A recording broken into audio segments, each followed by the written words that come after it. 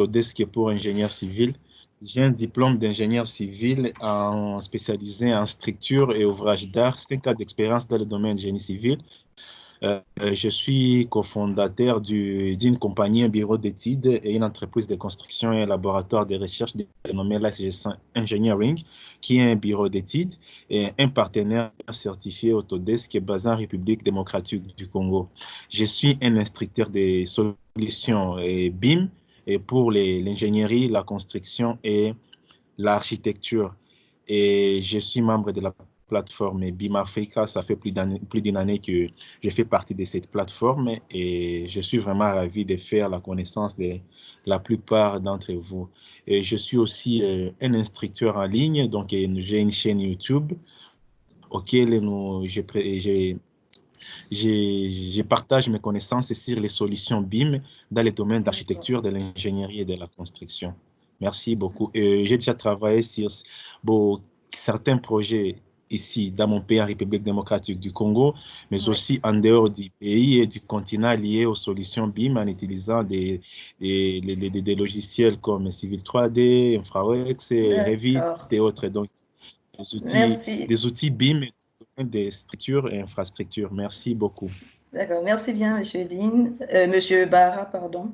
Nous reviendrons tout à l'heure sur votre expérience et pourrons en parler plus en détail.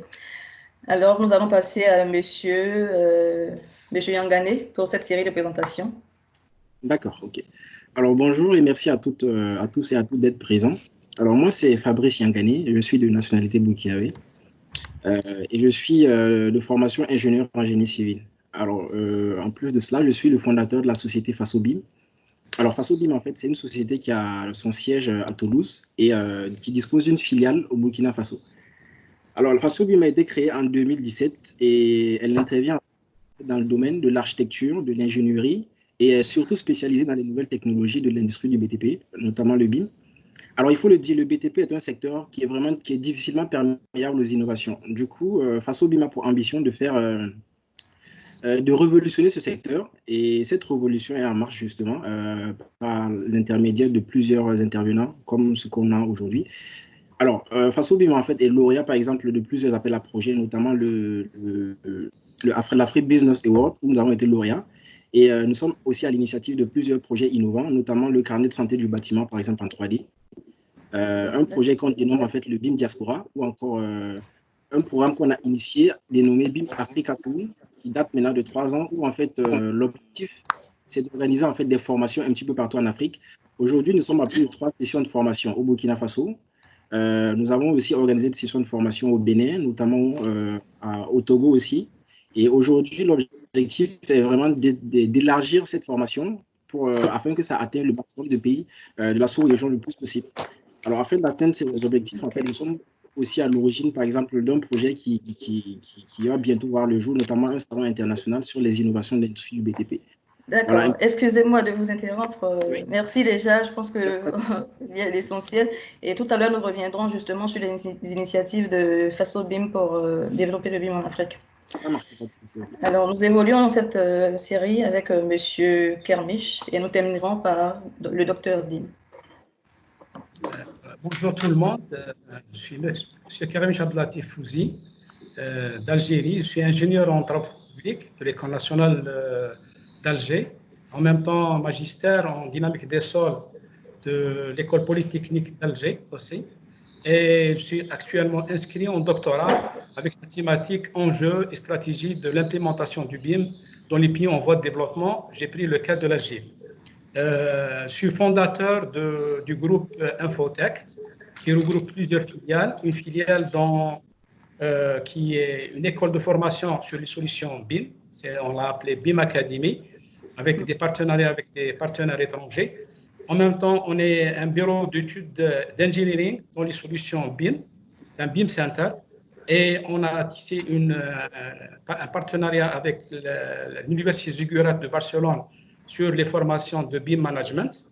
Et en même temps, pour finaliser, on est distributeur de Leica Geosystem sur les outils et les équipements de numérisation, c'est-à-dire le scan to BIM. Merci. D'accord, merci. Monsieur Dean. Bon, je n'ai pas suivi au début, mais je vais essayer de me rattraper. Moi, je suis Camerounais américain. Dans mon jeune âge, j'ai eu un diplôme d'architecte à l'EPFL de Lausanne. Et après avoir passé une carrière internationale de Camerounais, je suis parti aux États-Unis où j'ai dû me reformer à Georgia Tech pour parler Talisman. En fait, moi, je l'appelle le fondateur du BIM parce que le BIM est né à partir d'un article simple en 1962, comment automatiser le design. Et lui, en 62, et lui en 72, il a créé le Building Product Model. C'est ça qui est devenu le BIM par la suite. Et j'ai eu le privilège de rencontrer, en fait, d'être son élève pendant des années. Mais je n'ai pas fait BIM dans l'intention d'aller directement l'appliquer. D'accord. Maintenant que je suis architecte, je voudrais l'utiliser pour faire des grands projets. Et comme j'ai fini, et pour dire que certains demandaient pourquoi BIM est important en Afrique. Nous devons, pour émerger, rentrer dans l'industrialisation. Et BIM est clé. Bien sûr. Voilà. D'accord. Merci. Nous rentrons déjà dans le vif du sujet. Il faut dire que, comme vous auriez pu le constater avec moi, la transition numérique s'est très vite imposée dans certains domaines, tels que l'automobile et l'aéronautique, par exemple, compte tenu des besoins de production en série de ceux-ci. Nous remarquons cependant que l'usage de cette expression à une échelle mondiale et surtout dans le domaine du BTP est assez récente. Et cela nous emmène en fait à nous interroger sur ce que représente concrètement cette transition pour les acteurs du BTP que nous sommes. En d'autres termes, qu'entendez-vous en fait par transformation numérique de la construction? Monsieur Kermiche, est-ce que vous pouvez nous dire ce que vous en pensez?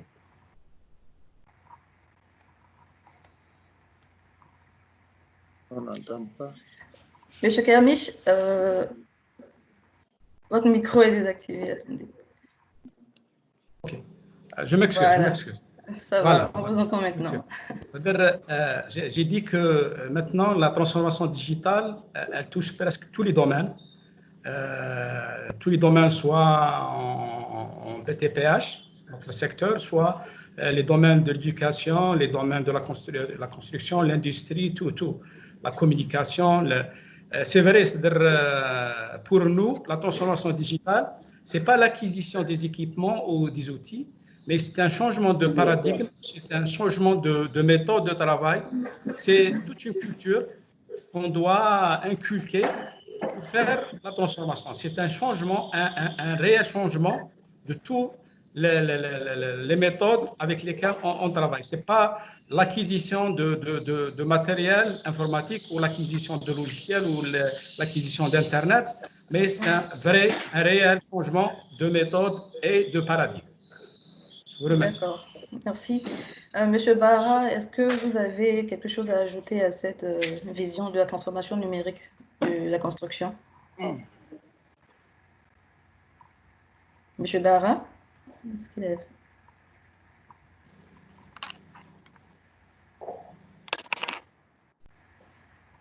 Bon, je crois qu'on a perdu Monsieur Barra tout à l'heure. Nous allons donc demander à Monsieur Udine s'il a un complément à apporter à cette vision de la transformation numérique. Qu'est-ce que cela représente pour vous, la transformation numérique de la construction? J'aimerais, je ne sais pas si vous arrivez à lire, oui. Ça c'est un livre qui est vieux d'au moins 10 ans. The Advent of Algorithm. Tout ce qui est numérique, quand on dit nombre numérique, c'est 0,1. C'est l'informatique. Et quand nous ne comprenons pas ça comme ça, nous croyons que c'est l'utilisation des ordinateurs. Non, ce n'est pas ça. C'est aussi simple que ça. Et nous vivons l'ère de l'algorithme. Nous sommes sortis de l'ère de la littérature, comme on dit. D'accord. Et M. Dean, nous allons continuer avec vous.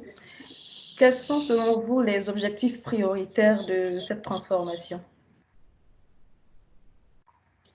Les objectifs prioritaires, comme je l'ai dit avant, 1, c'est préparer nos pays aller vers l'industrialisation du bâtiment. Si je ne prends que le cas du bâtiment, et ici, Architecture, Engineering and Construction.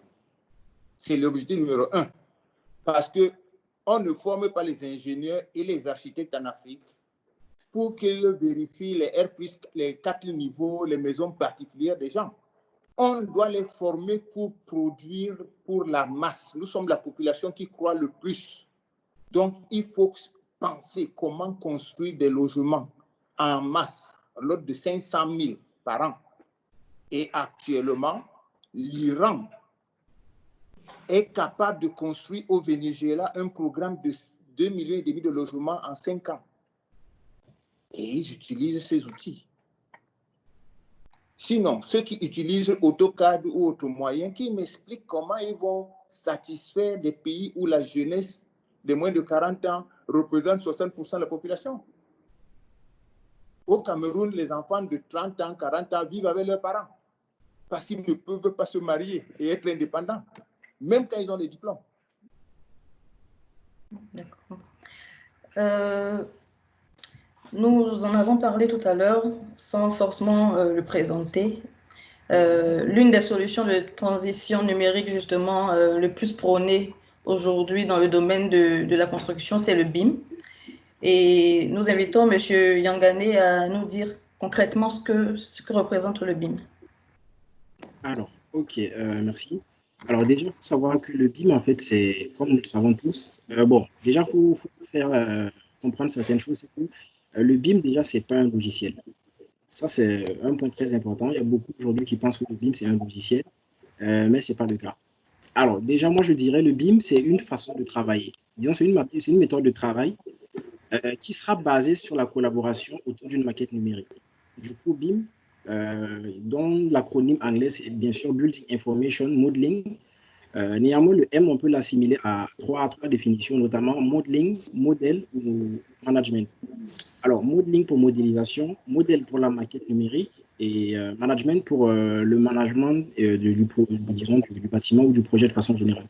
Alors, c'est une méthode de travail où chaque acteur de la construction va créer, renseigner et utiliser cette maquette en fait et en tirer les informations dont il en aura besoin pour son métier. En retour, la maquette, en retour, il va alimenter cette maquette avec de nouvelles informations afin d'aboutir au final en fait, à un objet virtuel qui sera renseigné, d'où l'information du BIM qui est très important, c'est le I. C'est vraiment l'information que va contenir les maquettes numériques. Du coup, on aura au final un objectif virtuel qui sera renseigné, représentatif de la construction, de ses caractéristiques géométriques et des propriétés du comportement. Donc, BIM, c'est plus un processus et une maquette numérique. Voilà. Du coup, on travaillera en collaboration justement autour d'une maquette numérique en 3D qui sera informée et bien sûr. Merci. D'accord. Pour aller plus loin justement dans cette phase de définition du BIM, nous savons aujourd'hui qu'il existe plusieurs niveaux de BIM justement en fonction du mode de travail et du processus collaboratif mis en œuvre entre les différents intervenants sur un projet. Monsieur Barra, si vous êtes encore avec nous, pouvez-vous nous dire aujourd'hui le niveau de BIM le plus utilisé et les outils qu'il nécessite?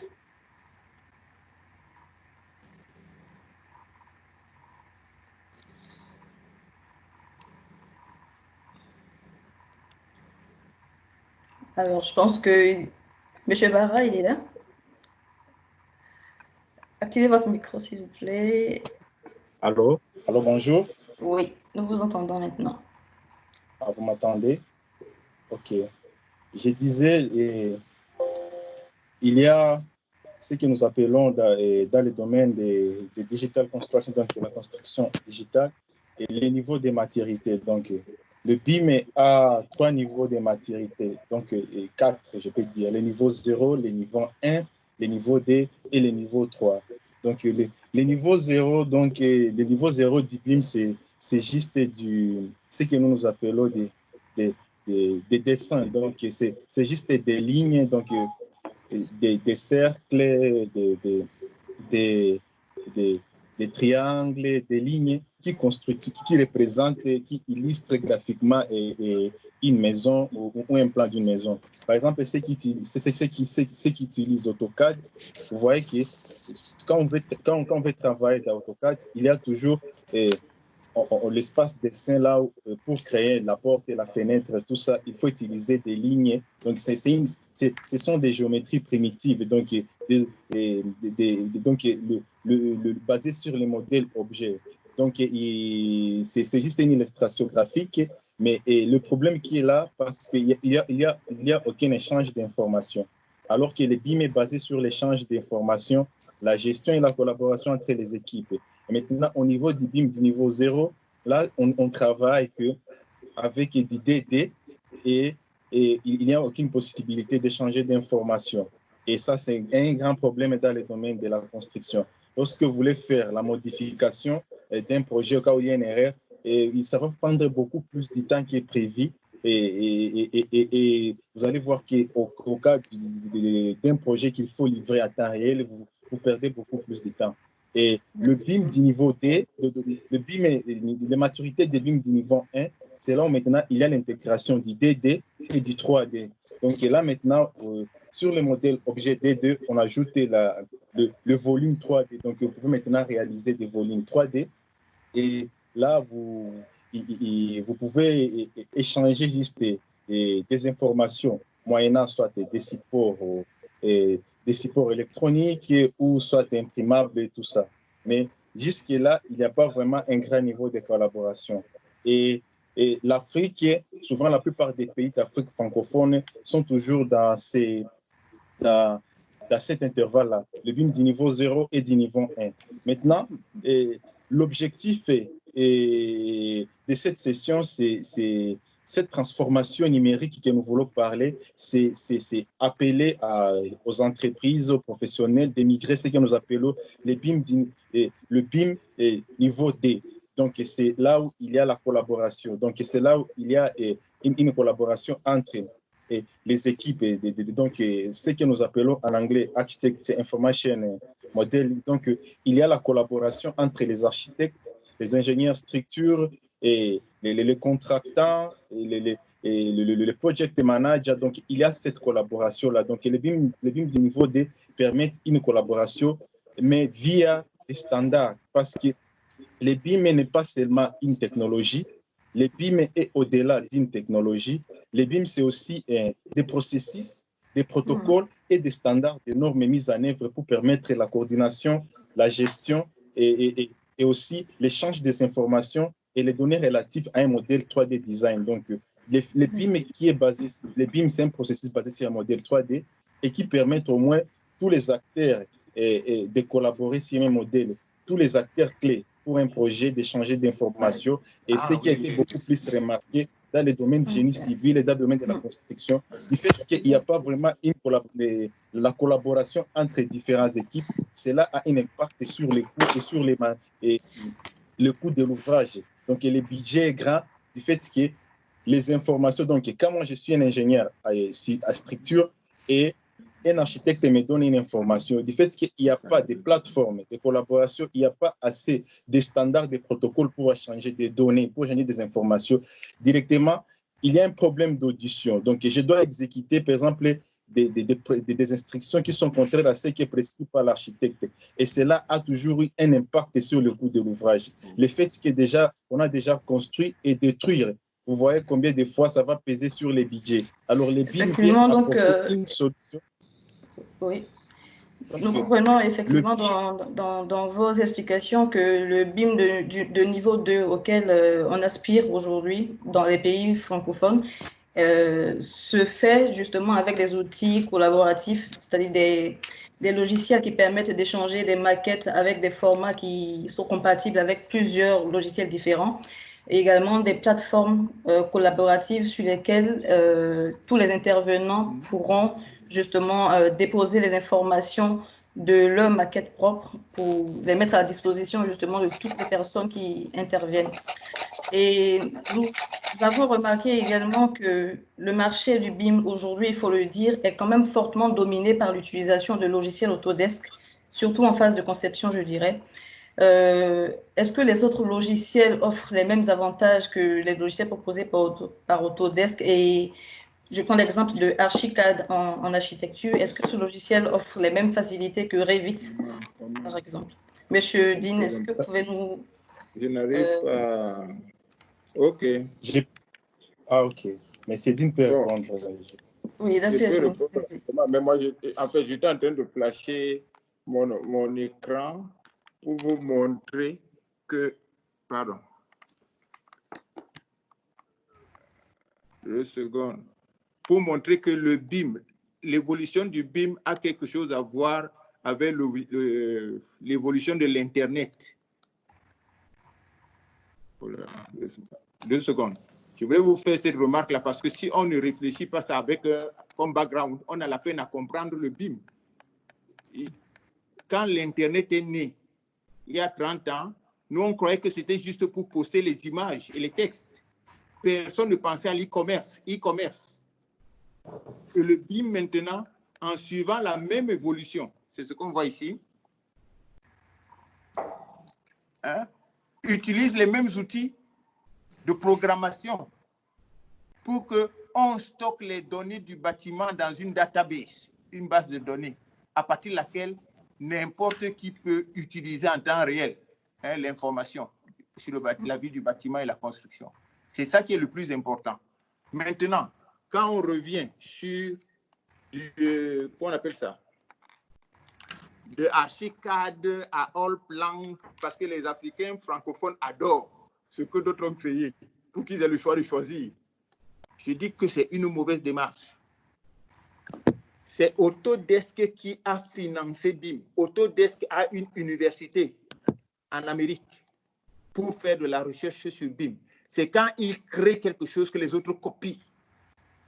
Donc, comme disait un économiste, quand on est des pays défavorisés, on ne peut pas se permettre d'importer des voitures de chaque marque parce que quand ça tombe en panne, tu achètes une autre. Tu n'as pas les pièces de rechange. Il faut que de l'Afrique, nous comprenions que si on tape dans l'Internet les 10 premiers outils BIM, les 6 premiers sont des produits d'Autodesk. Ça, il faut le savoir. Donc, nous devons, en tant qu'Africains, aller négocier avec eux en groupe pour dire que si vous êtes les meilleurs, négocions avec vous pour qu'on ait des avantages comparatifs. Sinon, en tant que faiblards et en tant que des gens qui sont prêts à jouir seulement de la consommation, on va s'éparpiller et on n'aura jamais d'impact sur ces outils-là qui ne nous servent pas a priori. Hein, je voulais juste signaler ça. Ils sont pas faits pour nous. C'est le thème de ma conférence en réalité. Ce n'est pas des ready-made qu'on va porter. Oui. C'est pas ça.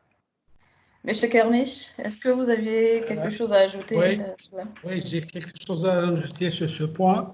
Oui. Pour moi, je suis pas d'accord sur ça. C'est-à-dire, et je prends l'exemple par exemple de la France. Ils ont créé une plateforme dédiée pour les logiciels parce que chaque logiciel a ses avantages et ses inconvénients. Donc, il ne faut pas se limiter à un seul éditeur.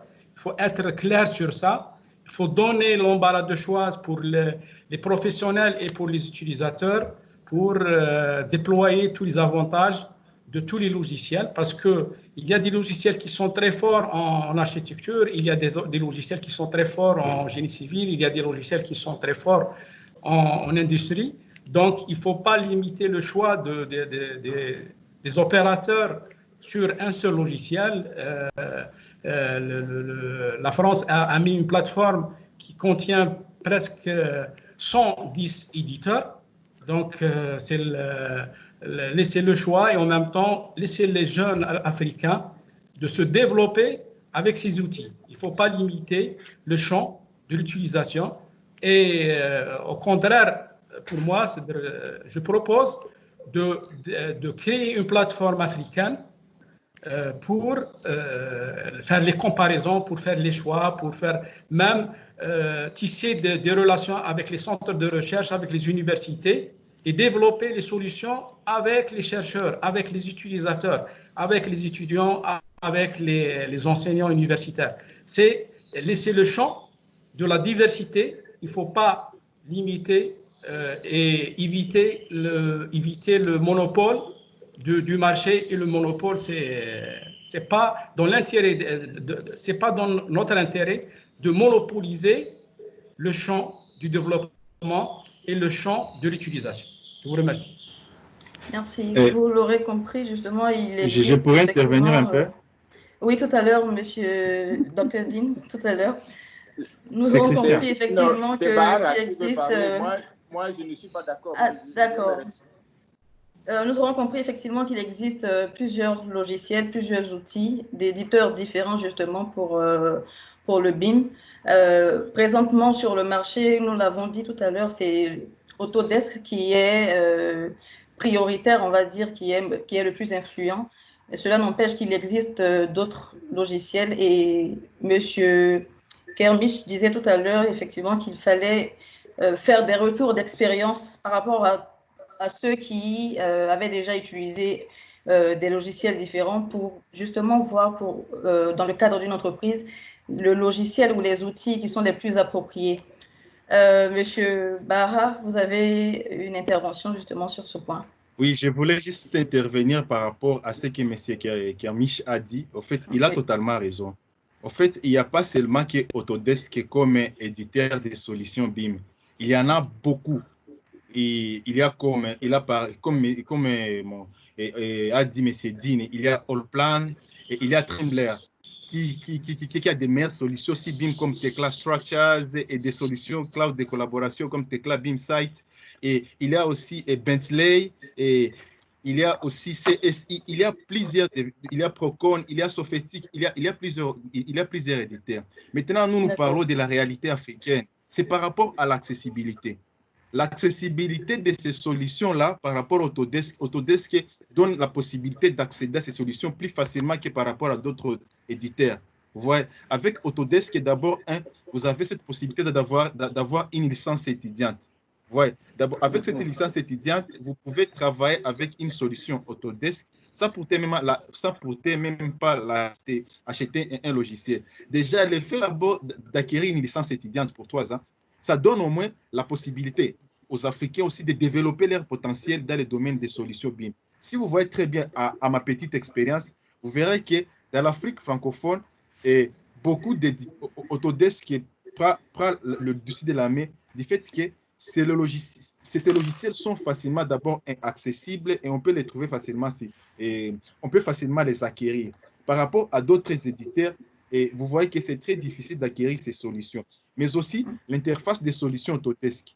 Et c'est plus facile la mise en main. Et autre chose, oui, la plupart des logiciels, la plupart d'autres éditeurs, comme je parle des Sophistic, et Bentley, CSI, et Trimble, et Allplan, et Procon et les autres, ou Drupal. Le problème en est que là, c'est le logiciel, la langue. Vous voyez, avec les solutions Autodesk, il y a la langue française, mais la majorité d'autres éditeurs, ils limitent la langue. Il y a que l'anglais et les autres langues. Vous voyez d'abord déjà, le facteur langue est déjà crée à ce que la plupart des Africains ici, des zones francophones, ne s'intéressent pas à d'autres éditeurs. Mais cela n'empêche pas qu'aux gens, par exemple, des pays anglophones comme le Nigeria, ils utilisent d'autres éditeurs comme Prota et ainsi de suite. Mais par rapport à la réalité en face, Autodesk prend le décide dans le monde francophone du fait que d'abord, ils ont des représentativités, ils ont des revendeurs, ils sont représentés. Vous voyez, Autodesk est plus représenté dans toute l'Afrique. D'abord, c'est leur politique. Vous voyez, ça, c'est un avantage. Pendant que d'autres éditeurs n'ont pas de représentativité. En tant que revendeur de solutions, Autodesk est un instructeur et avec l'expérience que j'essaie un peu de faire des recherches pour voir, par exemple, quelle est l'entreprise sur le continent qui représente la compagnie Archicad. Je n'ai pas trouvé. J'ai cherché, par exemple, Bentley et d'autres solutions. Je n'ai pas trouvé. Mais quand j'ai tapé Autodesk, il y a IDEAT Technology, il y a Worldview, et il y a FIJ, il y a beaucoup. Autodesk a beaucoup de représentants en Afrique et cela déjà, ça facilite aux gens d'avoir une accessibilité et aussi l'information sur les solutions BIM. C'est un peu ça, ce que je voulais un peu apporter comme... Merci, M. Barra. Effectivement, nous avons Oui, monsieur Kermiche, allez-y, mais rapidement dessus pour que nous... Juste une remarque, je suis revendeur Autodesk en Algérie. Donc, c'est-à-dire, j'ai parlé sur avoir l'esprit ouvert pour toutes les solutions. C'est-à-dire, il ne faut pas se limiter à un éditeur parce qu'on va limiter l'ouverture des solutions pour les professionnels. Ce que je voulais dire. C'est-à-dire, je suis revendeur Autodesk, mais j'aimerais bien avoir la démocratie dans l'utilisation des logiciels. C'est ça ce que je voulais dire.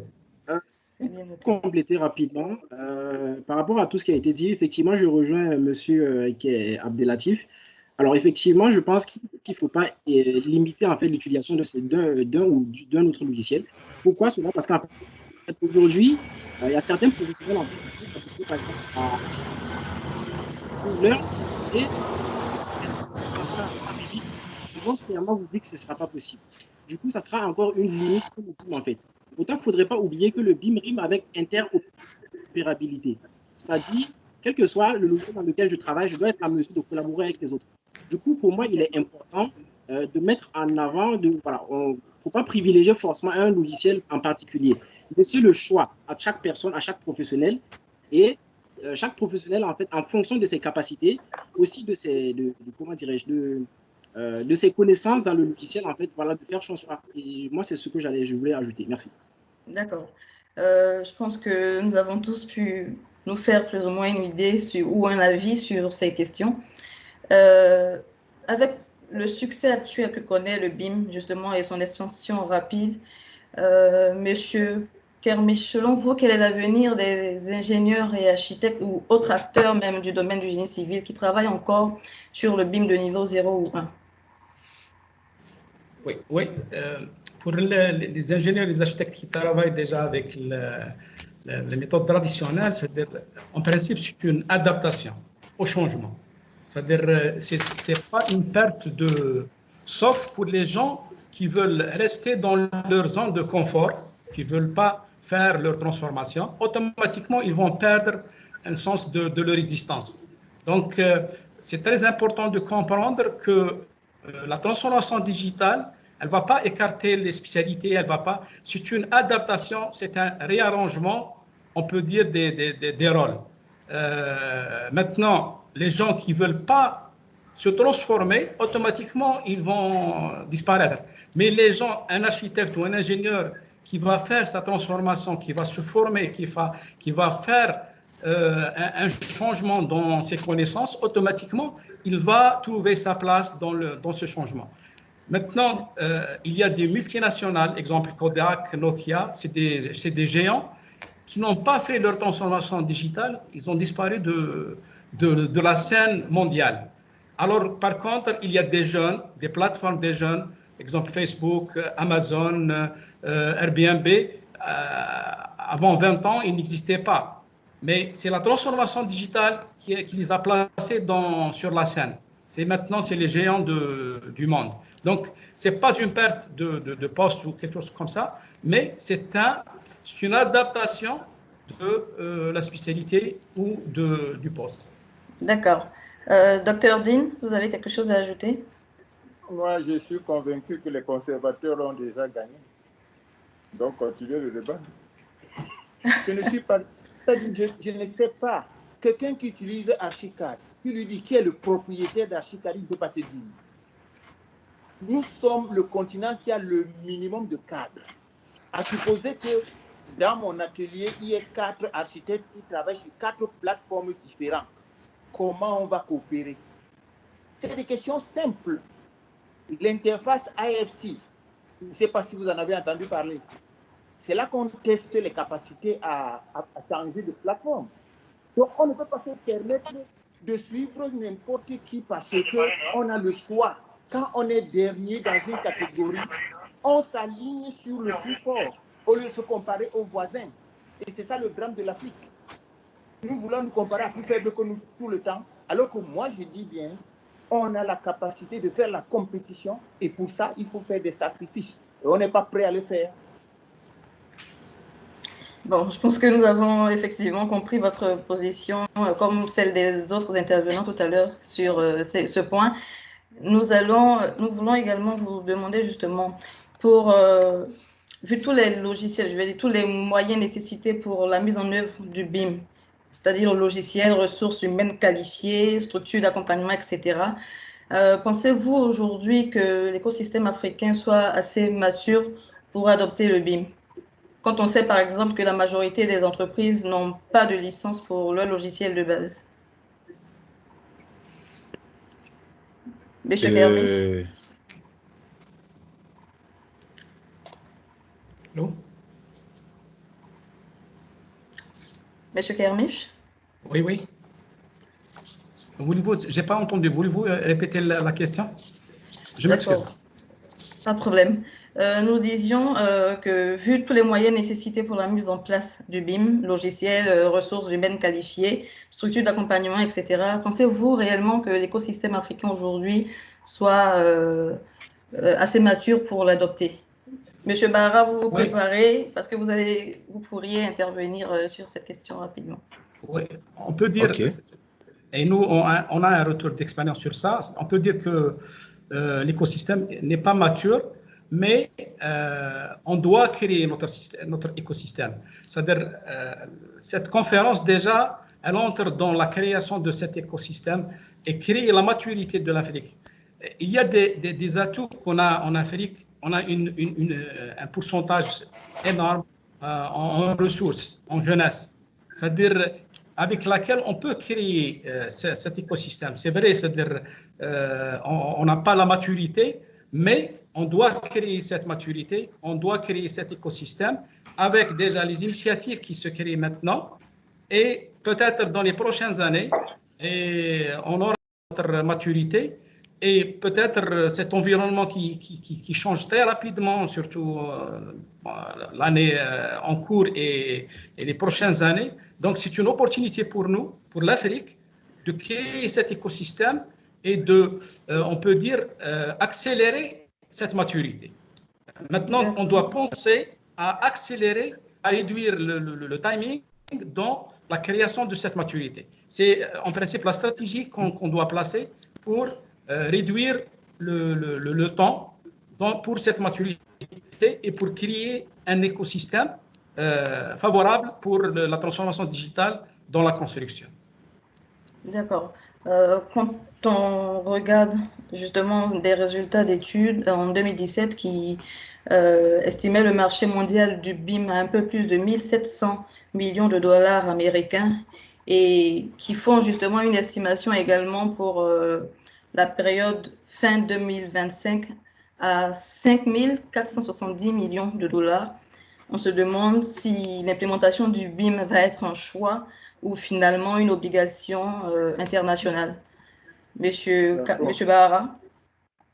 Ok, je peux intervenir sur ces points. En fait, l'implémentation des BIM ou l'adoption des BIM au sein de l'écosystème africain, pour moi, je peux dire que ça doit être l'obligation. Pourquoi ça doit être une obligation? En fait, l'Africain est toujours en retard par rapport à l'avancement de la technologie. Et nous devons toujours être aux mêmes lignes des rails qu'avec d'autres qui avancent. La France a adopté BIM, ce n'est pas longtemps. La France a adopté BIM en 2017. Ça veut dire que jusque-là, il n'y a que 3 ans. Et pourquoi pas nous? Parce qu'avec les BIM, c'est un grand avantage pour l'écosystème africain. Le fait qui est d'abord de faire des livrables en 3 dimensions. Le fait là de collaborer. Le fait là d'avoir des outils qui vous permettent de réduire des erreurs dans votre choix, pour ce qui est des coûts, pour ce qui est de l'estimation, pour ce qui est des modélisations, pas de travail répétitif. Pour nous, c'est un gain de temps pour les Africains. Ça doit vraiment être une obligation parce que les BIM, on doit s'en approprier. C'est une technologie qu'on doit s'en approprier. Avec l'expérience que j'ai, surtout ici en Afrique, on nous dit toujours que bon, vous venez de finir. Par exemple, moi, quand j'ai fini les études et quand tu veux postuler à un emploi, on te dit que pour cette offre, il faut quelqu'un qui a une expérience, par exemple, de 10 ans, 15 ans, 5 ans, et je vais définir directement les études. Comment je vais acquérir cette expérience-là? Vous voyez que ça, déjà, nous sommes bloqués pendant qu'on a des compétences, mais le facteur expérience nous met de côté. Le BIM, c'est un raccourci sur cette expérience-là. Le fait d'abord de savoir comment les standards, les protocoles, les processus fonctionnent et savoir manipuler des outils BIM pour réaliser des grands projets, directement, pour les Africains, c'est quelque chose d'important. Imaginez pour un projet de pont. À l'ancien temps, avant l'arrivée des BIM, par exemple, pour dimensionner un pont, il fallait faire beaucoup de mois en train de dimensionner à la main. Vous voyez que ça nous fait perdre le temps. Et nous sommes par rapport à quelqu'un qui utilise une méthode numérique, vous voyez que vous gagnez beaucoup plus de temps. Et dans les calculs répétitifs manuels, il y aura beaucoup plus d'erreurs. Et puis, l'avantage des BIM pour l'écosystème africain, c'est ça nous permet de pousser des limites. On doit pousser des limites parce qu'il y a des Chinois qui viennent en Afrique gagner des marchés. Il y a des entreprises françaises comme Vinci Technologies, et Edis, et Sogea, Bougues et d'autres entreprises françaises étrangères qui gagnent beaucoup de marchés d'études ici en Afrique et de construction. Parce que déjà, ils ont compris que la transformation numérique est le seul moyen pour pouvoir être compétitif sur les marchés. Alors, pourquoi pas on ne peut pas renverser la tendance? Et cette tendance-là, c'est migrer vers les BIM. Pourquoi pas un jeune ingénieur africain ne peut pas travailler en France? Aujourd'hui, avec les BIM, c'est possible. Je peux être ici, par exemple, la République démocratique du Congo et j'ai des consultances dans des grands bureaux d'études sur le continent et en dehors du continent. Le fait que je maîtrise les solutions BIM, les processus et les modèles de gestion numérique et des données, déjà me donne l'avantage de collaborer avec des internationaux. Le BIM, c'est une ouverture pour la jeunesse africaine de montrer leur talent sur le plan international. Avec les BIM et la démocratisation des BIM pour l'écosystème africain, c'est quelque chose qui est une obligation parce que c'est une grande opportunité pour les jeunes ingénieurs africains de gagner des marchés en dehors de l'Afrique. C'est ça l'avantage, vraiment. C'est très important. Parce que aujourd'hui, avec l'évolution, la croissance exponentielle des BIM, quelqu'un qui ne maîtrise pas BIM dans les jours à venir, il va être comme un illettré. Parce que c'est là où la convergence, la tendance est en train de changer. Et nous les Africains, on a toujours cette résistance-là d'accepter les changements. Alors, on doit toujours accepter d'émigrer parce que les autres émigrent. Maintenant, c'est le tour du continent africain de s'approprier cette technologie et de les mettre au service de la communauté africaine. Si nous voulons développer l'Afrique de demain, nous voulons donner un autre avenir pour le continent africain, pour la jeunesse, construire notre propre continent, on doit accepter l'intégration de l'écosystème BIM au sein de nos institutions. C'est un peu ça. D'accord. Et quelles sont les principales raisons de résistance évoquées par les entreprises ou institutions que vous avez rencontré dans vos processus BIM en Afrique? Vraiment, la plupart des entreprises, il y a d'abord cette résistance-là du fait qu'il y a toujours, je dirais, ces icebergs. Donc, entre nous, les ingénieurs, les architectes de la nouvelle génération et ceux de l'ancienne génération. Donc, et ici en Afrique, on dit d'abord nul n'est prophète chez soi. Et quand toi, tu viens là, un petit là qui a fini, ils se disent non, mais ce petit-là, il va nous parler des BIM, mais on l'a vu grandir. On l'a vu grandir, nous l'avons porté dans nos mains, nous l'avons porté dans les bras.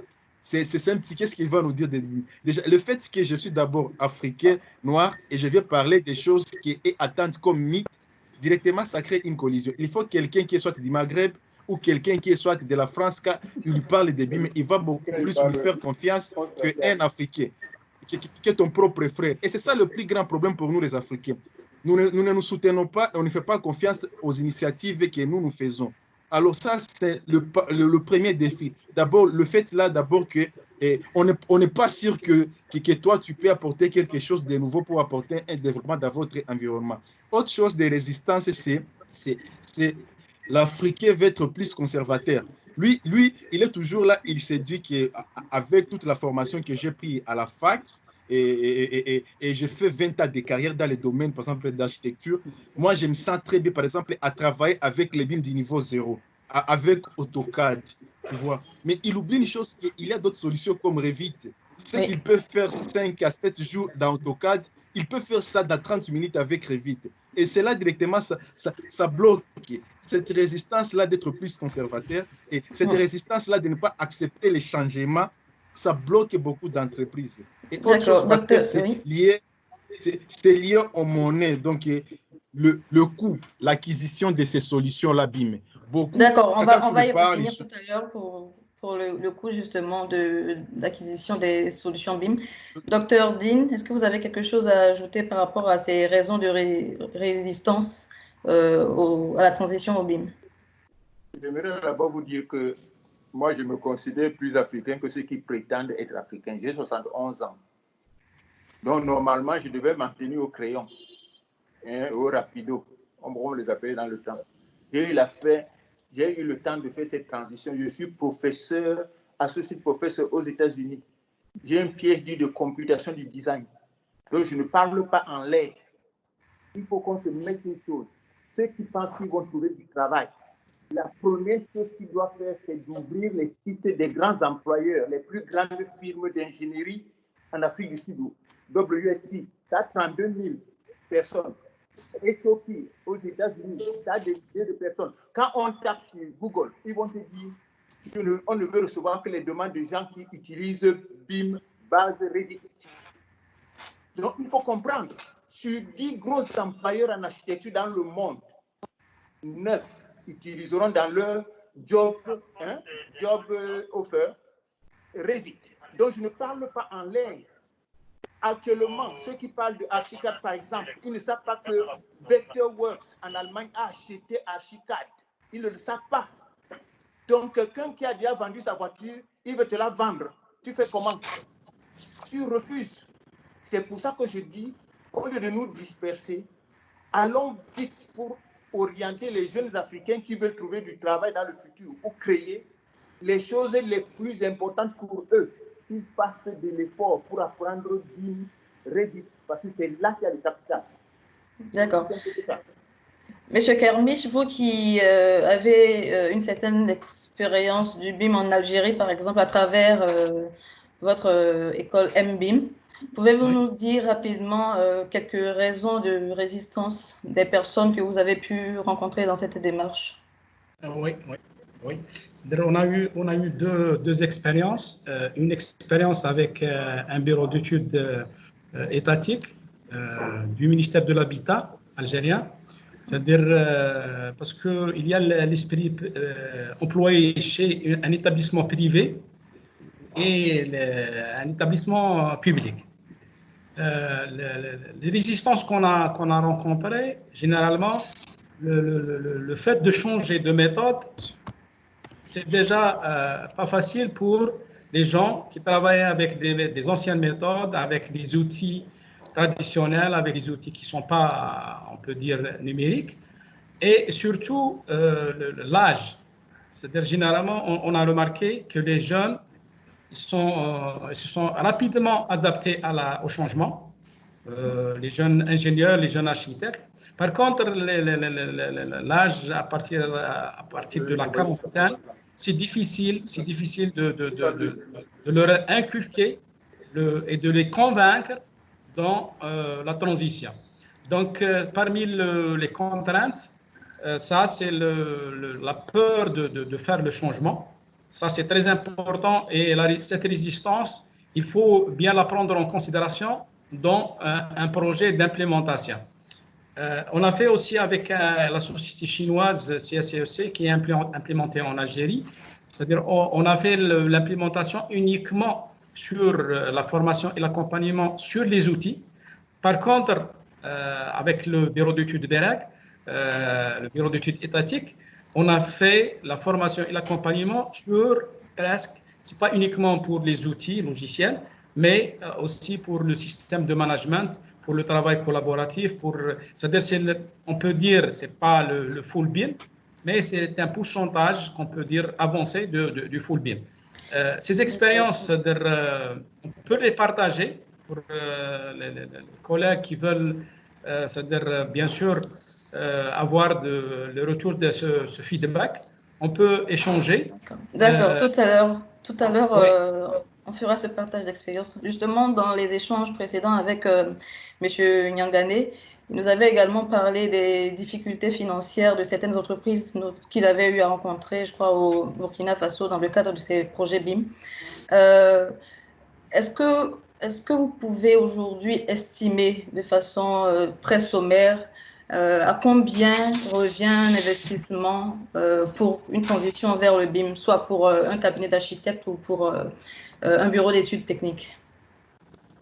Ok, d'accord. Merci. Déjà, il y a plusieurs paramètres à prendre en compte pour faire une estimation. D'abord, il y a les outils. Ce qui est très important, c'est avoir des outils en fait, qui seront en mesure de faire tourner les logiciels. Et voilà, tout dépend aussi, disons, de la capacité des entreprises. Et en plus des outils, il faut logiquement des logiciels. Et en plus, voilà, bien sûr, bien évidemment, généralement, les Africains, on utilise, personnellement, avec de l'expérience que j'ai eue, au Burkina Faso, par exemple, beaucoup de logiciels sont craqués, en fait. Le problème de ces logiciels, c'est qu'ils sont assez limités. Et ils sont assez limités. Du coup, en plus de ces logiciels, il faut bien sûr un coût pour une formation, c'est-à-dire faire intervenir un professionnel qui va, dans les premiers pas de l'entreprise, pouvoir accompagner l'entreprise.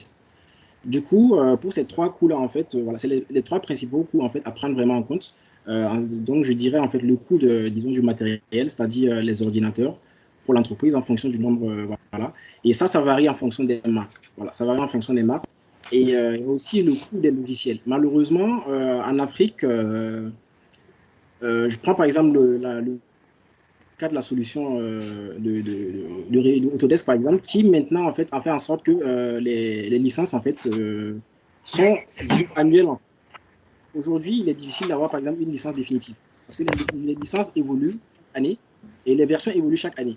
Du coup, bon, j'ai déjà par exemple échangé avec les entreprises et en fait, qui étaient prêts en fait à se lancer.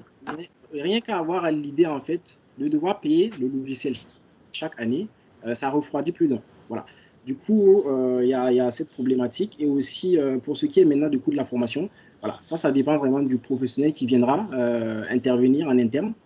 Et personnellement, voilà, pour les formations que je donne en général, j'adapte souvent du coup, en fait, en fonction disons, de l'entreprise. Et aussi, j'ai des formations spécialement dédiées aux étudiants, en fait, histoire de ramener le coût le plus bas possible. En fait. D'accord. Oui, allez-y. Je peux rajouter. Oui, très rapidement. Je peux rajouter à ce qu'a dit Fabrice. C'est-à-dire le coût dépend aussi de la dimension de l'établissement, de l'entreprise qui veut faire l'implémentation. Ça dépend parce qu'il y a des grosses boîtes, il y a des petites boîtes, des PME. Ça dépend de la dimension de l'entreprise ou qui veut faire l'implémentation. Et un autre point, ça dépend de l'engagement ou le taux de transformation que veut faire l'entreprise ou le bureau d'études. S'il veut faire le full BIM, par exemple, c'est la transformation digitale de toute l'entreprise, ça, le coût, il est élevé. S'il veut uniquement faire la transformation pour le département technique, par exemple, notre expérience, la transformation, l'implémentation a été faite uniquement dans le département technique, de la gestion des techniques des projets. Donc, ça dépend de l'implémentation, du taux de l'implémentation dans l'entreprise. C'est très important, la taille et le taux d'implémentation si on veut faire une transformation digitale générale pour l'entreprise ou on veut uniquement faire pour le corps technique. D'accord. Et compte tenu justement de... Excusez-moi. Oui, je voulais aussi ajouter quelque chose. Oui, allez-y. Et pour ce qui est de l'implémentation des BIM, et avant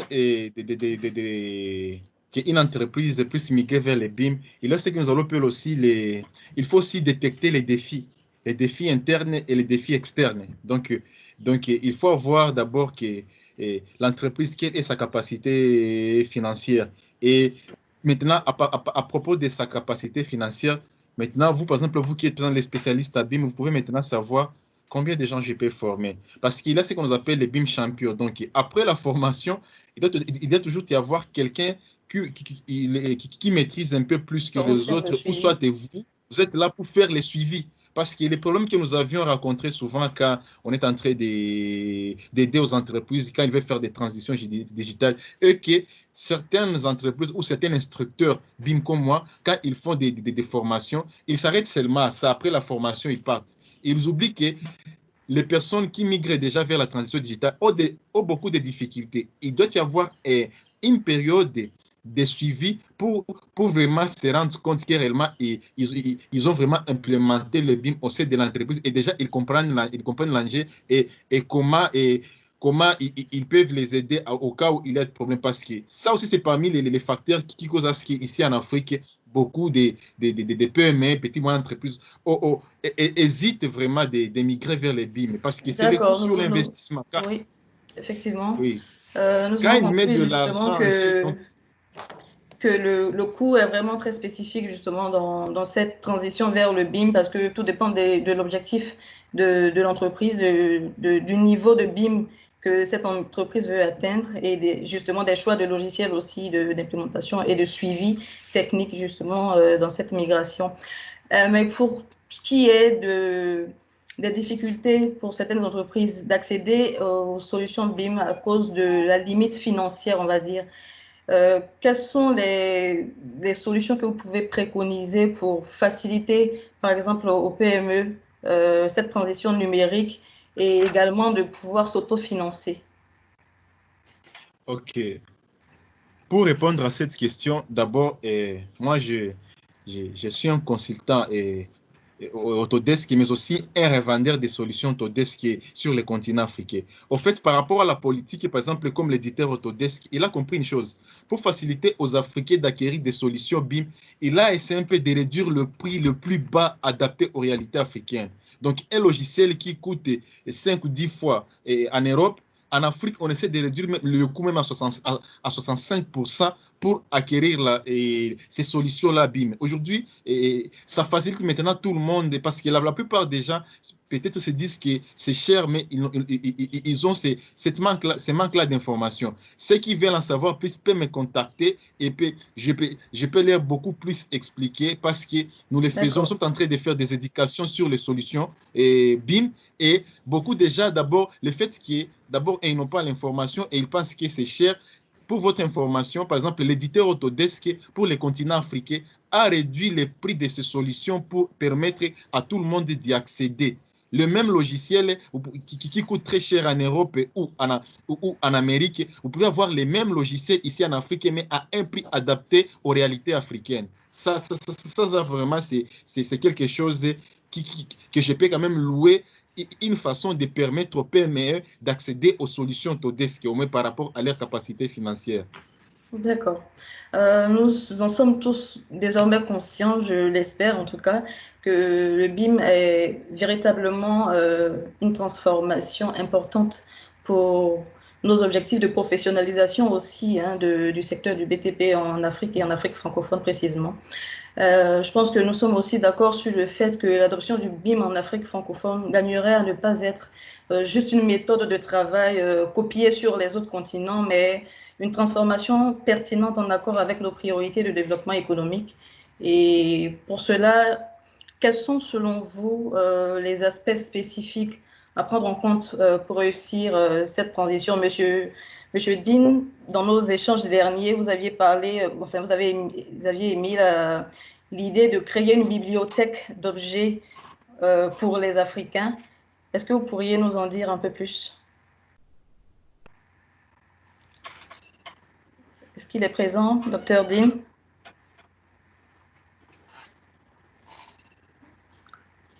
Bon. Monsieur Kermiche, est-ce que vous iriez dans le même sens que Monsieur Dean pour dire que nous avons besoin d'une bibliothèque d'objets propre au projet africain?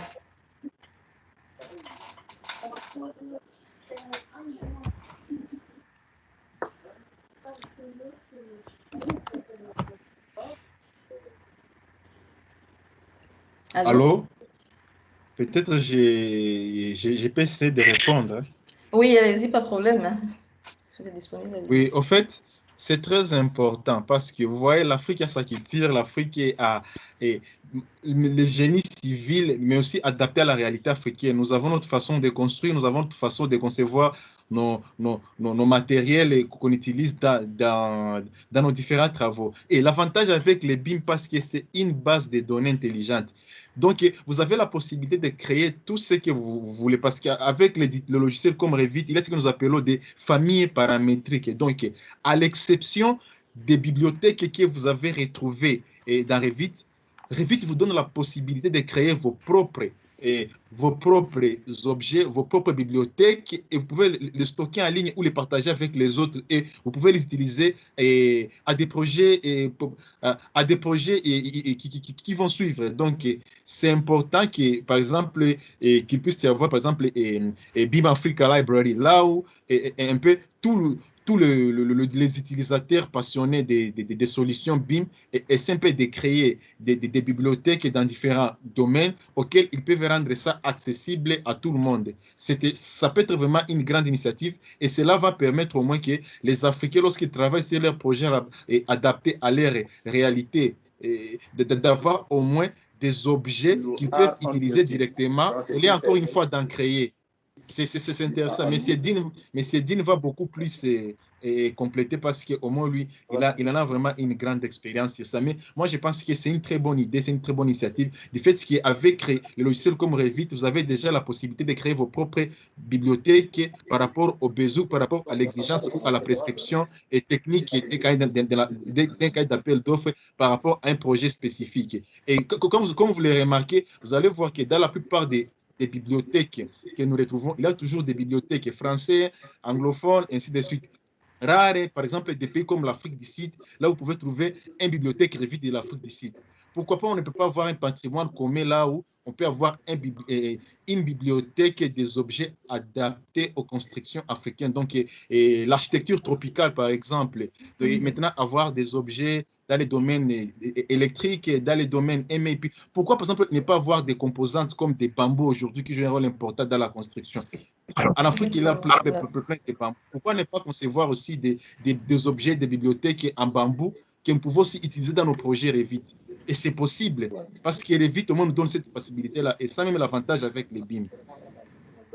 D'accord, nous l'aurons compris, effectivement, la mise en place de cette bibliothèque pourrait contribuer à la conservation de l'identité africaine, justement, dans l'architecture dite moderne aujourd'hui. Docteur Dean, si vous êtes présent, vous allez juste donner un complément par rapport à cela. J'avais un problème de connexion là. Et maintenant, je vous entends, mais l'écran est noir. C'est pas grave, on vous entend. Donc, résumez-moi juste, parce que je viens de prendre en vol la conclusion de Fabrice. D'accord, nous parlions en fait de moyens de nous approprier le BIM justement en Afrique et j'évoquais là l'idée que vous aviez partagée avec nous lors de la dernière séance qui consistait à créer une bibliothèque d'objets propres au projet africain.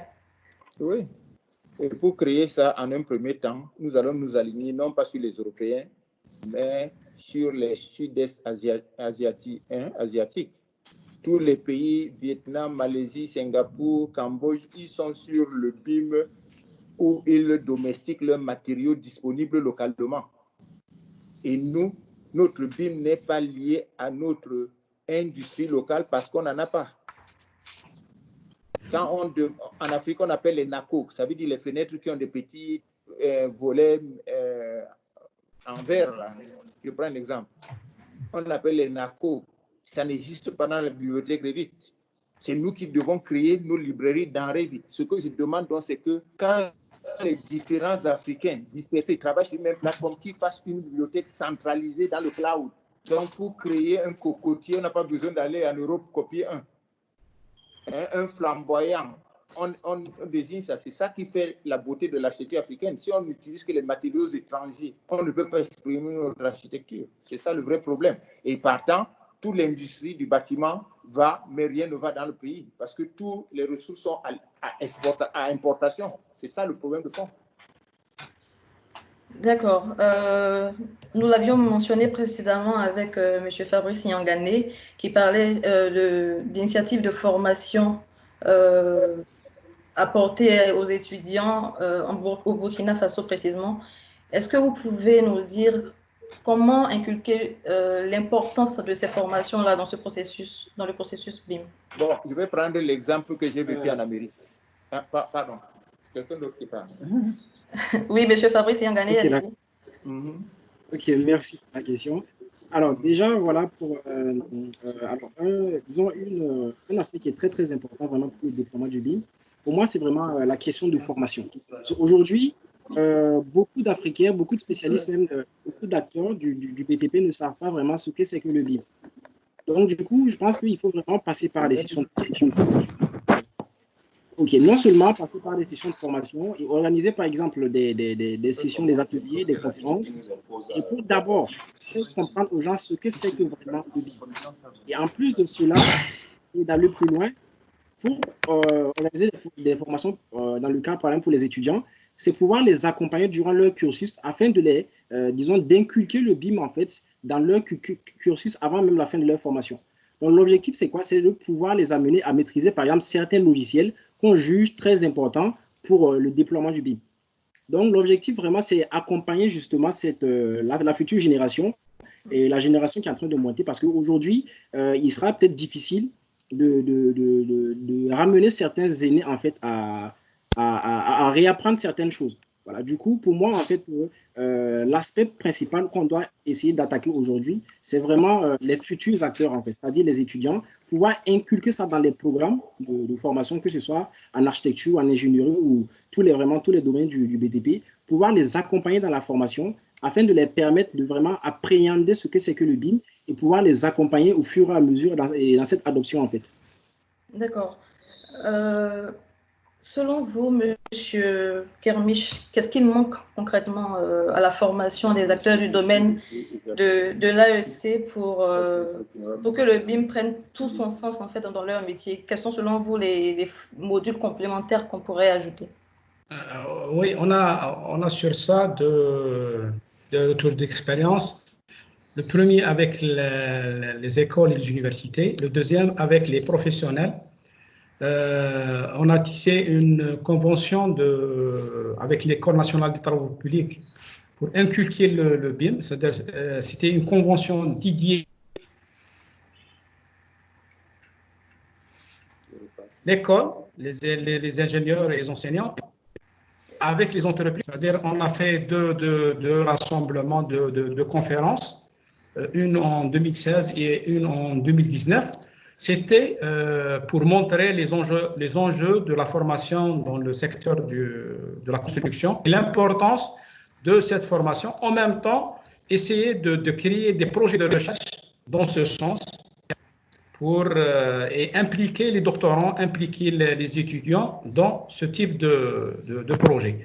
Le deuxième axe, avec les professionnels, cette expérience elle peut être aussi échangée avec les groupes algériens, le groupe Amenhid, qui est spécialisé en ouvrage hydraulique.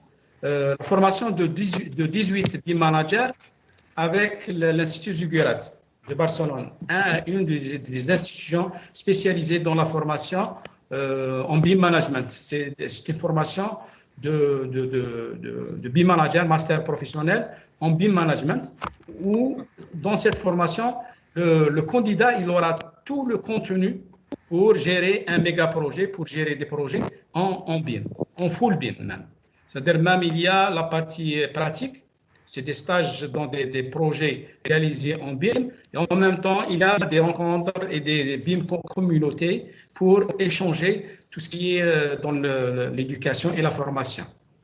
D'accord. Docteur Dean, est-ce que vous avez quelque chose à apporter encore Je me battais avec mon écran. Maintenant, rappelez-moi la question. C'était en fait de savoir quels sont selon vous les modules complémentaires à apporter à la formation d'ingénieurs et d'architectes en Afrique pour le BIM. Première chose, je dirais qu'il n'y a pas encore d'architecture africaine moderne. Aussi simple que cela puisse paraître. Parce que quand les jeunes Africains se gargarisent l'idée que, comment s'appelle le duc anglais là, le Ghanéen, Non. Non. Je parle de notre baron anglais là, qui est architecte du Mall, Adjaye. Adjaye est un architecte britannique. Il n'est pas un architecte ghanéen ou nigérien. Donc, ce sont les Européens qui l'ont lancé dans leur univers. Nous devons réformer notre enseignement pour qu'on sache quel type d'architecte nous voulons. Moi, je déclare que les architectes africains qu'on a formés en Europe ou en Afrique, comme Erzas, n'ont pas été formés pour affronter les problèmes d'aujourd'hui, qui sont les productions de masse. On les a formés pour faire des petits projets. C'est pour ça que tous les projets, grands projets en Afrique, on va chercher les Chinois, les Américains, n'importe quoi, pour nous endetter davantage. Donc, la formation technique ne commence pas à l'université quand on veut faire architecture, ingénierie. C'est dans les écoles primaires que les jeunes Coréens apprennent à programmer à partir du cours élémentaire 1. Dans les lycées, au Nigeria, les enfants apprennent la robotique. Ce n'est pas quand ils découvrent le bac qu'ils vont aller dans une école d'ingénierie qu'ils vont commencer à découvrir que la programmation existe, la robotique existe. Donc, nous devons réformer entièrement notre système d'éducation pour le copier d'abord aux pays émergents et non pas aux modèles européens. La deuxième chose, au sujet des doctorants, les pays émergents ont des listes de sujets de recherche pour leurs étudiants où qu'ils soient dans le monde. Et c'est comme ça qu'on les supporte. Les étudiants africains systématiquement choisissent le sujet qui leur plaît, comme la plateforme BIM qui leur plaît. Conclusion, ils ont beau avoir des doctorats, ils ne servent à rien à la société. Ça, c'est ma conclusion. C'est pour ça que je suis radical dessus. Les étudiants africains peuvent performer comme n'importe qui dans le monde. Donc, il n'y a pas de raison qu'on vienne nous pratiquer du paternalisme en disant que être autocar, c'est déjà bon pour vous. Je refuse cette argumentation, cet argumentaire-là. C'est clair pour moi.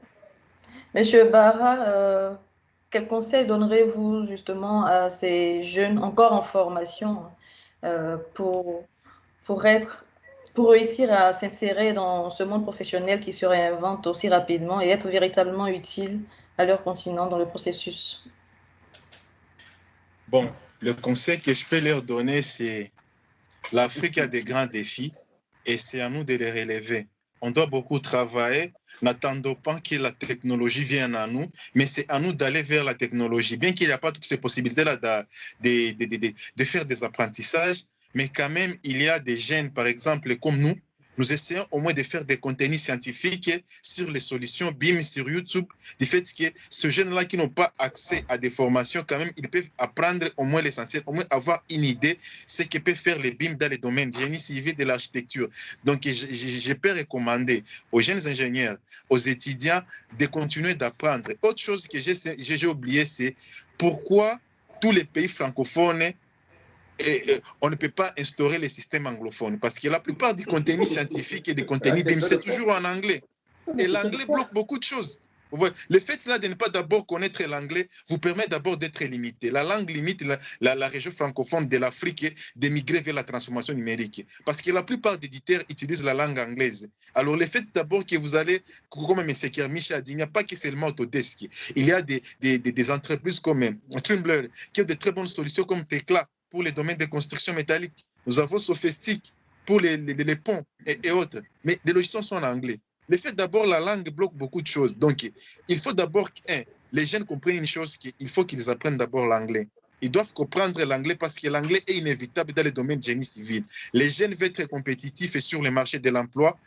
Il faut qu'ils migrent vers les BIM, mais comprennent une chose, pour bien maîtriser les BIM, il faut au moins avoir un minimum de connaissances en anglais. Parce qu'avec l'anglais, vous avez au moins cette facilité-là d'apprendre beaucoup de choses. Il y a beaucoup des informations très sensibles et très importantes qui sont en anglais. Des très bons livres sur le domaine de génie civil, sur les BIM, qui ne sont uniquement en anglais. Par exemple, il y a un livre là, un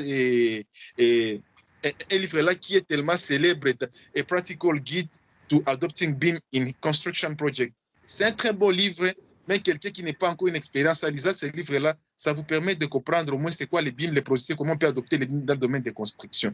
Et là, maintenant, quand vous allez faire des applications avec des logiciels, vous allez vous adapter. Donc, j'appelle aux jeunes Africains de s'auto-former. Donc, l'université, quand vous avez étudié, quand vous avez des diplômes, ce n'est pas seulement uniquement pour trouver des emplois et travailler dans des petits chantiers. Parce que le défi qui est là, le fait que l'Africain n'a pas compris le rôle des BIM, vous finissez en génie civil, mais vous êtes en train de suivre des petits chantiers de construction là, et ici au quartier. Donc, on n'arrive même pas à vous différencier entre vous, un ingénieur civil, et un maçon. Ça, c'est un problème grave. Or, vous êtes fait pour des recherches. Quelqu'un qui a fait le génie civil, quelqu'un qui a fait la polytechnique, et puis vous finissez comme superviseur des travaux de construction. Comme M. Edine a dit, nous sommes faits pour de grands projets, des ponts, des viaducs, des chemins de fer, des tunnels, et nous avons que des théories. Le BIM, pour nous, ça doit être quelque chose qui va nous permettre à utiliser cette technologie-là pour au moins être compétitif et construire notre propre Afrique.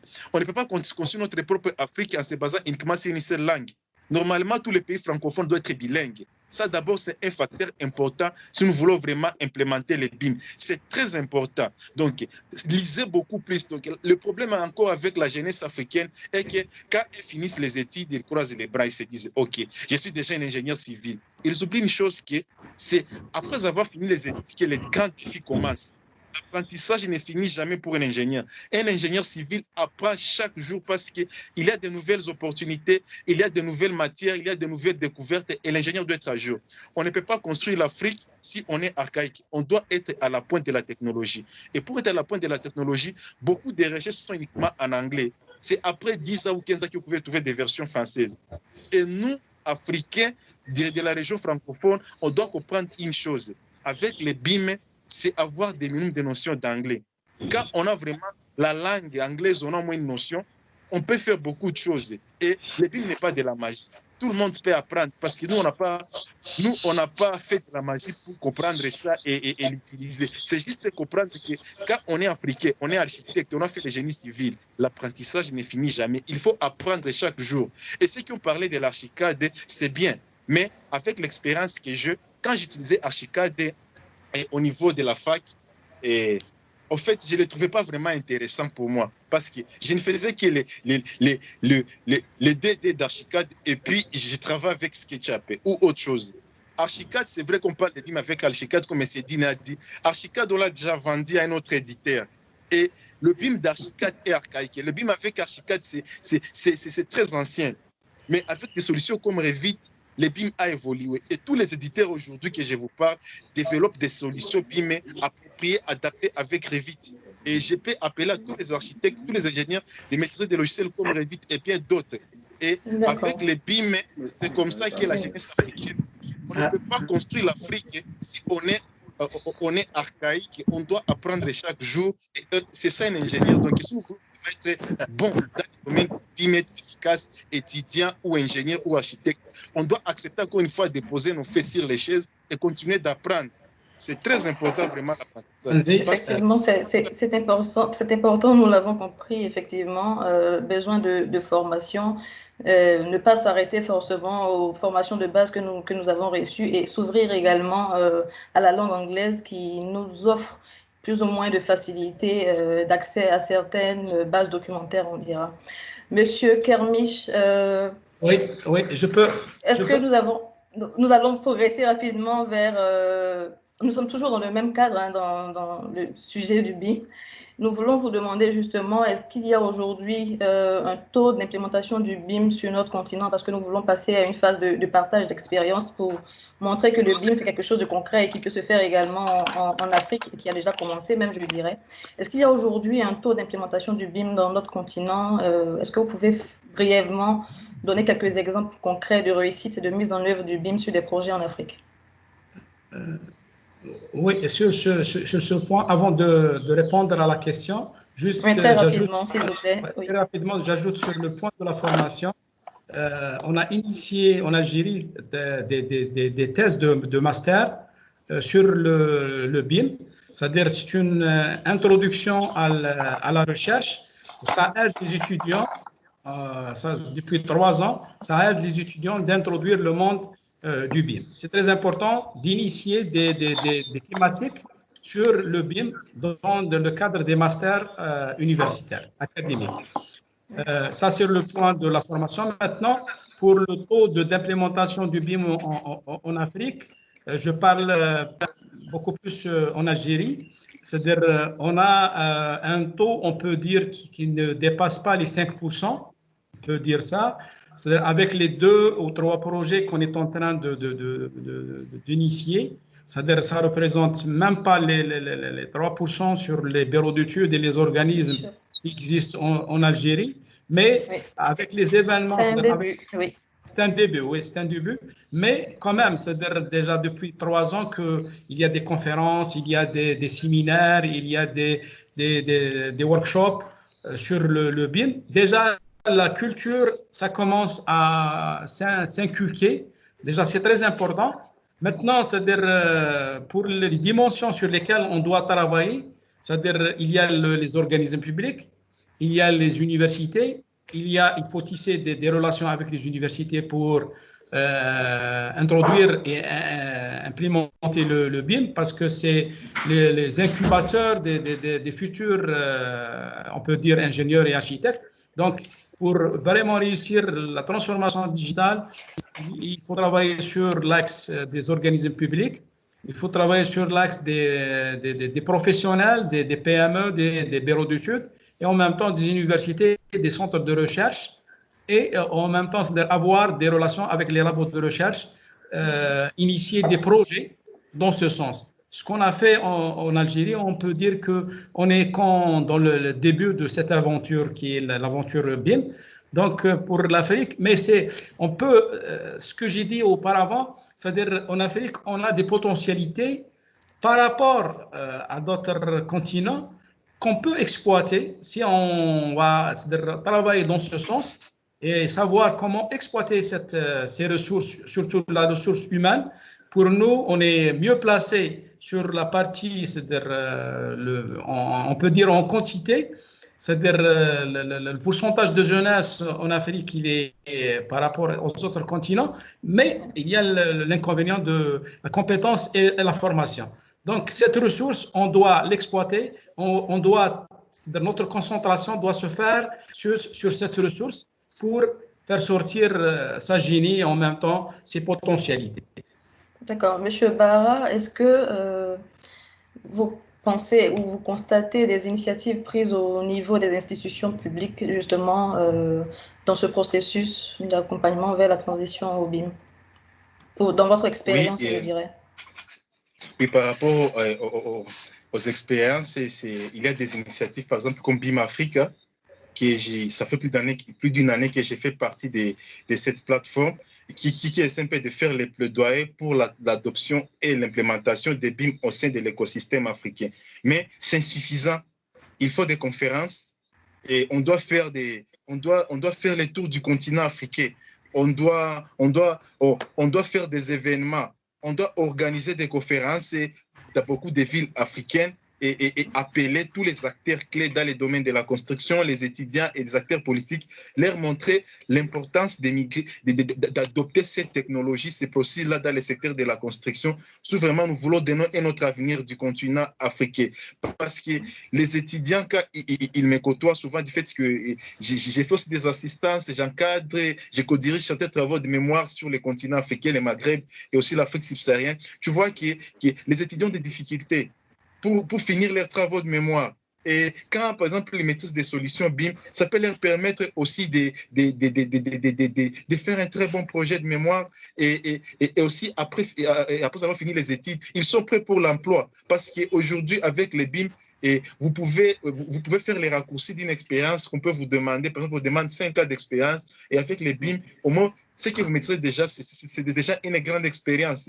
Et vraiment, moi, il faut que cette initiative, on puisse l'étendre, pas seulement d'une manière virtuelle, mais que ça puisse être aussi d'une manière physique. Ça doit être physiquement. On doit plaider, on doit montrer aux acteurs clés, aux entreprises qui sont les continents africains, que ce soit étrangères et autres, les rôles que les jeunes africains ont les soucis aussi d'accumuler les processus BIM. Ils sont prêts pour accepter l'implémentation, aussi la migration vers les BIM. C'est très important. que cela puisse commencer au niveau des universités et ces processus-là, BIM souhaite même adapter dans des programmes scolaires et académiques. Si nous voulons vraiment donner un bel avenir du continent africain, c'est prendre ces technologies-là, c'est aussi commencer à l'enseigner comme on enseigne les cours d'histoire. Et maintenant, où le cours de la mathématique, les BIM doivent être enseignés au niveau des universités. Quelqu'un qui fait le génie civil, à partir, par exemple, de la deuxième année, doit déjà prendre les BIM. Quand il finit déjà, et c'est un grand avantage, c'est un potentiel pour le continent africain, parce qu'avec les conditions et les systèmes éducatifs du continent africain, ça ne promet pas grand-chose pour l'avenir des jeunes Africains, les jeunes entrepreneurs, les jeunes étudiants, les jeunes professionnels. Parce que vous imaginez, vous pouvez avoir 30 ans d'expérience dans le domaine du génie civil, mais il y a un jeune Chinois qui vient, qui a 19 ans, mais qui est votre chef? Parce que lui, au moins, il maîtrise beaucoup de choses que vous ne maîtrisez pas. Vous voyez?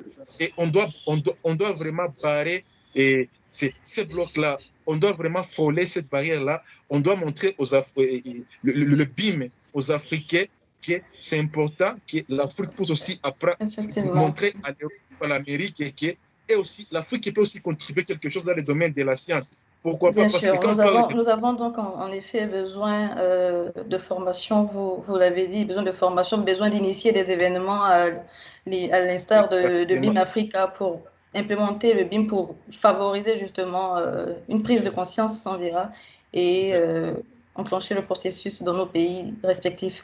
Docteur Dean, est-ce que vous pensez que les institutions publiques devraient elles aussi mener des actions justement pour faciliter cette implémentation, et quelles sont ces actions-là? Ceux qui sont dans les institutions publiques n'ont pas été formés à BIM. Mais ceux qui dirigent le pays au Cameroun savent ce que c'est que BIM. C'est ça qui explique pourquoi, moi, en revenant des États-Unis, ils me confient des grands projets, pas pour les faire, pour briller, mais pour créer des groupes qui vont travailler dessus. Aussi bien des groupes camerounais, même ceux qui, si la majorité sont réfractaires au BIM, ou à Revit, que des groupes africains. Parce que nous préférons au Cameroun encore faire venir M. Bahara de Goma pour une semaine, un mois ici, que d'importer un Turc, un Chinois ou un Français ici. C'est ça le but. On n'a pas de base de données des ingénieurs, génie civil et architectes africains qui nous permettent d'accéder à leur niveau en fonction de leurs compétences. Ce sont des choses élémentaires. Sinon, nos dialogues, c'est uniquement à travers un extra-africain, puisque les gars viennent avec l'aide. Nous, au Cameroun, on les oblige maintenant à accepter que le pilotage soit camerounais dans les grands projets.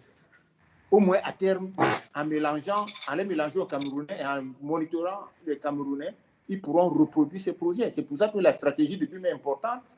Tous les grands architectes et ingénieurs qui viennent au Cameroun, quand ils voient que je travaille sur BIM, ils veulent travailler avec moi.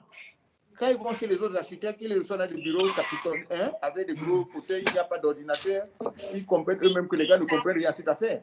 C'est ça qui fait la différence. D'accord.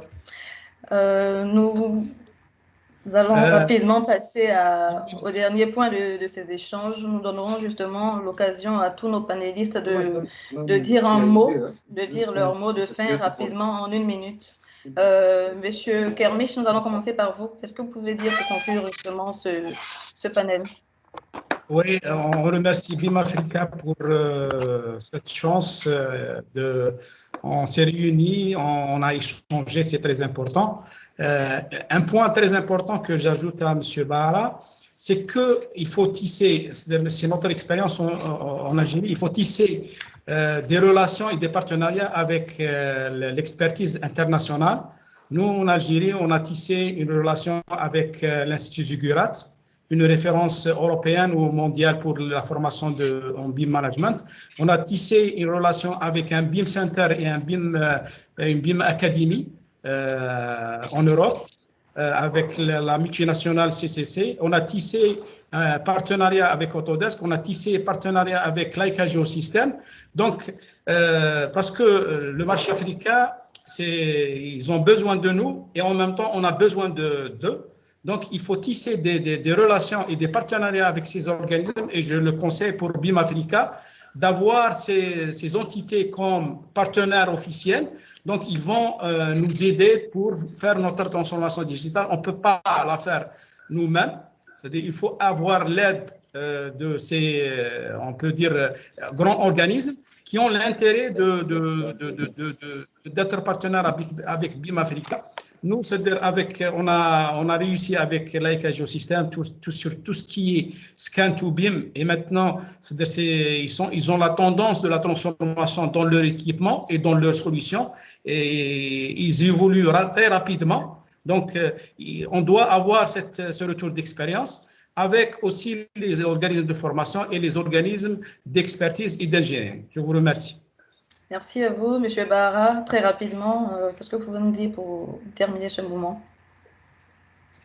Pour terminer, en fait, je remercie d'abord BIM Africa de nous avoir accordé cette parole et cette opportunité d'exprimer nos compétences, nos retours sur l'expérience par rapport à notre niveau et connaissance sur les BIM.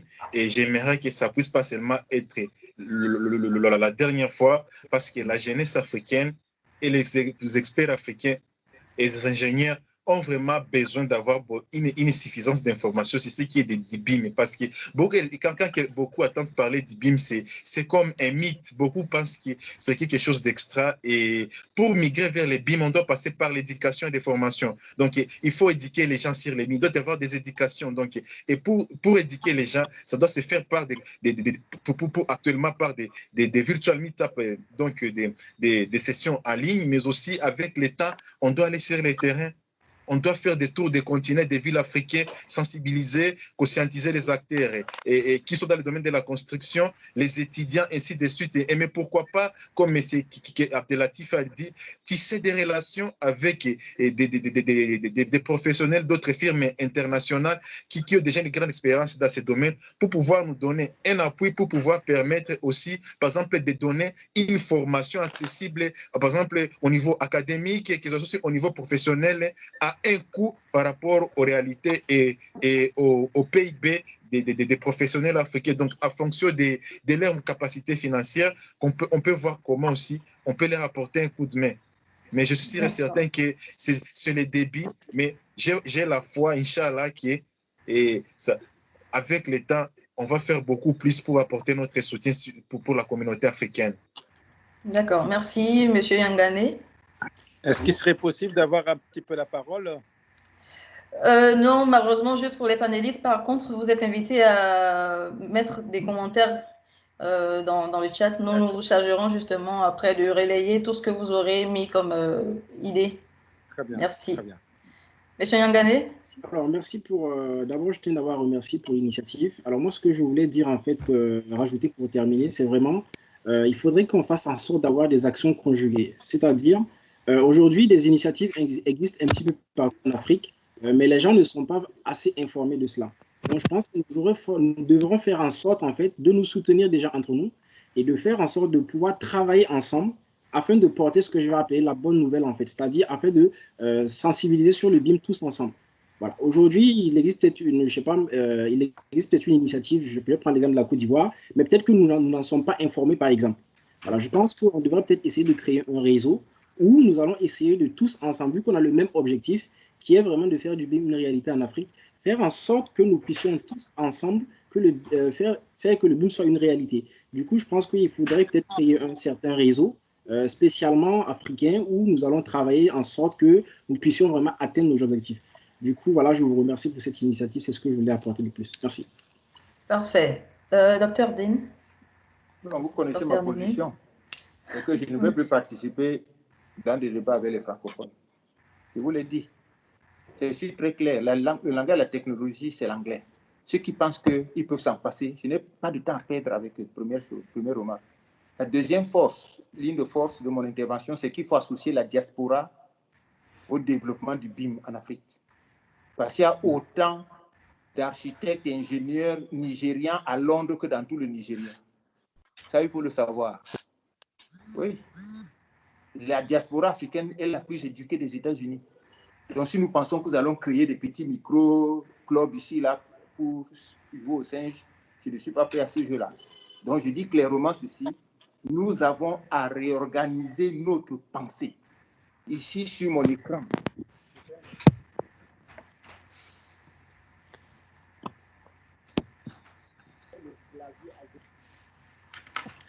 Nous vous entendons faiblement, Monsieur Dean.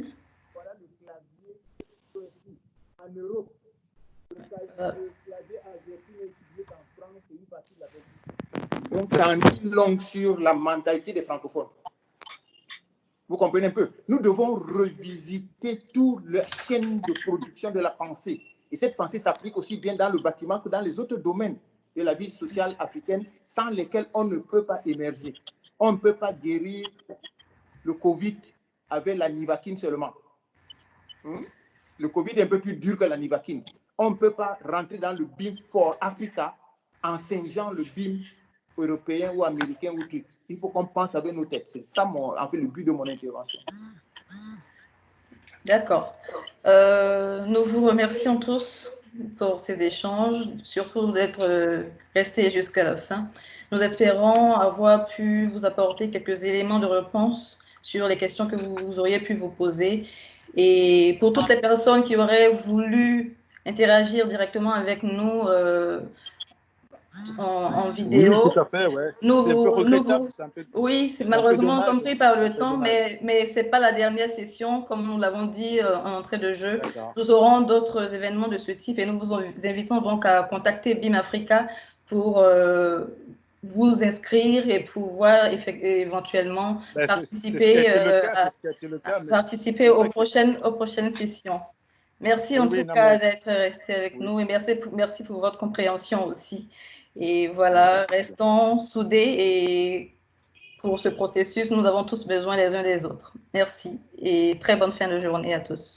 Et vive l'Afrique. Monsieur Basile, présentez-vous quand même.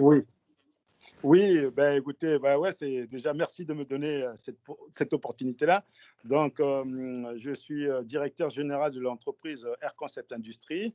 Nous sommes basés à Logne.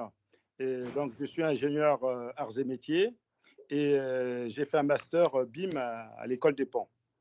Conception intégrée et cycle de vie du bâtiment et des travaux publics. Effectivement, le BIM, pour moi, c'est quelque chose d'important. La transition numérique, c'est inévitable. Et pour moi, ça reste aussi, je pense, aussi une vraie opportunité aussi pour le continent africain. Effectivement, ça m'a très vite intéressé quand j'ai eu l'invitation de vouloir participer.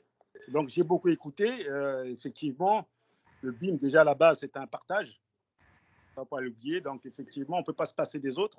C'est-à-dire qu'à l'international, ceux qui sont à l'extérieur, que ce soit la diaspora ou ceux qui sont sur place sur le continent, inévitablement, on doit tous travailler ensemble et on doit tous partager les informations pour développer le BIM sur le continent africain. Mais bon, effectivement, j'aurais beaucoup à dire, hein, mais là, c'est la fin de l'émission. Écoutez, j'attends la prochaine session. Ce sera avec plaisir d'être invité et puis pour pouvoir échanger. Sachant qu'aujourd'hui, nous sommes dans un processus qui est similaire. Aujourd'hui, notre entreprise est spécialisée dans tout ce qui est câblage aéronautique. Et nous sommes dans le PLM. Il y a une vraie convergence entre le BIM et le PLM. Et donc, effectivement, le débat est très large. Je serai ravi de participer aux prochaines et puis échanger avec vous. Parce qu'aujourd'hui, oui, c'est un vrai plaisir et j'étais ravi de vous entendre tous. J'ai pris beaucoup de notes et à suivre. À suivre. Merci, le plaisir était pour nous également et nous vous contacterons sans faute pour les prochaines sessions. Je ne sais pas si je peux me présenter, moi. Excusez-nous, vous pouvez toujours continuer dans le chat, mais pour la session, c'est terminé là. Nous en aurons d'autres, ne vous inquiétez pas. Merci. Ok, bye et bonne soirée à tout le monde. Merci pour la disponibilité de chacun de nous pour cette session. À la prochaine. À la prochaine. Oui. Nous, on continue à communiquer par email. Ok, monsieur Dino, continue à communiquer par email. Non, n'hésitez surtout pas, au contraire. Hein. On peut continuer à communiquer. J'espère qu'on aura votre contact parce qu'on travaille. Monsieur Basile, ça fait vraiment un honneur pour nous de faire votre connaissance. Ça nous ferait énormément plaisir prochainement si vous fassiez une intervention. Moi, j'ai une très grande expérience dans le bâtiment avant d'arriver dans l'aéronautique. J'ai travaillé plus de 21 ans sur des projets aéroportuaires et j'ai fait beaucoup d'ouvrages d'art, j'ai fait beaucoup de bâtiments. Et effectivement, l'intérêt du BIM, je le vois effectivement. Et il y a beaucoup à dire et je serais vraiment ravi de partager mes expériences et de bénéficier aussi de vos expériences. Voilà. C'est très important, vraiment. Tu seras le bienvenu, vraiment. Nos adresses, je vais de les mettre dans les chats. On peut rester en collaboration, même en contact, et après même ces webinaires et après cette session, vraiment. Et vous pourrez voir prochainement dans une session, vous voir intervenir. Ça sera plus qu'une joie pour nous de voir quelqu'un qui a une solide expérience comme vous et de donner son point de vue et partager avec les professionnels et la jeunesse africaine. Ça sera pour nous un grand honneur de vous revoir parmi nous, M. Basile. Merci beaucoup vraiment pour cette volonté-là, vraiment. Merci d'avance. Non, c'est un plaisir. Ouais, bonjour à tous.